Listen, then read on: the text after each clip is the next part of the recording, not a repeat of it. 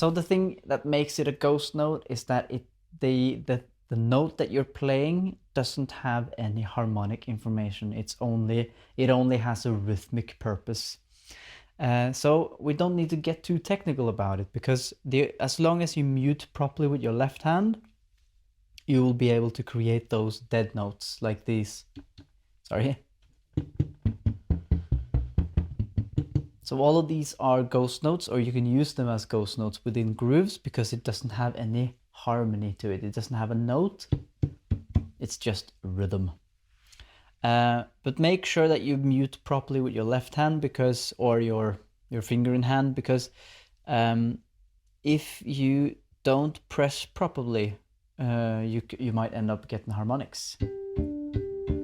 So here's a full pressure. Here's half off, right? But if you add more fingers to them, several fingers, then it's gonna, like, the chances of you getting a harmonic sound when you're using several fingers is next to zero. So as long as you mute properly with your left hand, you will have ghost notes all the way around. All right, so I'm gonna play the same groove that I did earlier in the beginning again, and I'm gonna play a couple of rounds with ghost notes, and I'm gonna play a couple of rounds without ghost notes, so you can hear the difference between them two. I want to say that that groove that I'm playing is the one that I usually use to demonstrate to my students that adding articulation to your bass playing is the next level. So one thing is playing the bass line. Sorry, even more basic.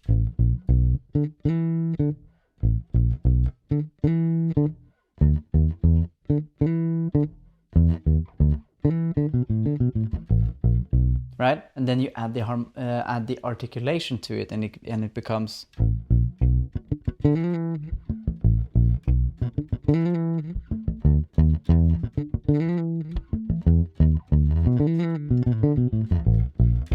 Right, so you have the articulation, which has the slide and the ghost notes to it, which makes it more live. You give more rhythmic information to the listener, so it's easier for them to accept the groove and enjoy it more than they need to analyze it for themselves. All right, now I'm going to go over to that groove that I told you about earlier.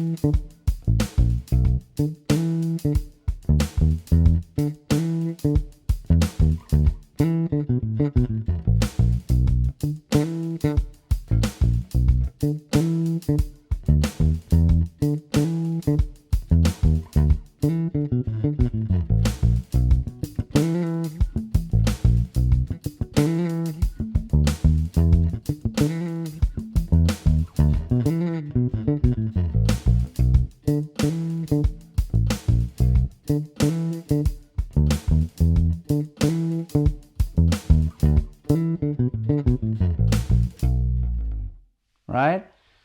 So as you can probably hear for yourself, playing with articulation in general it makes it groove way more. It makes the bass line come to life, for that matter. But playing with ghost notes, just adding the ghost notes, makes it groove a bit more. You give more rhythm to it, and then having no ghost notes, you hear that you have a lot more space. It's a lot more airy. But at the same time, it doesn't necessarily mean that it grooves less. It's just that if you're thinking of music production and to produce this, if you don't have the ghost notes for the bass player, you have more space for other instruments and other production values to add to it. But if you're in a typical small band setup, like a 3-piece or something like that, then the bass player has room to dig in and to take up more space. Then ghost notes is a perfect way to do that. So start practicing your ghost notes, see if you can get it into your bass lines, and see if you like it or not. Always serve the song. Don't do too many ghost notes. Don't do less ghost notes. Yeah, you figure it out, find a middle ground. Like, share, comment if you like the video. Please make sure to check out some of the other videos. I yeah, hope you enjoyed it. See you in the next one.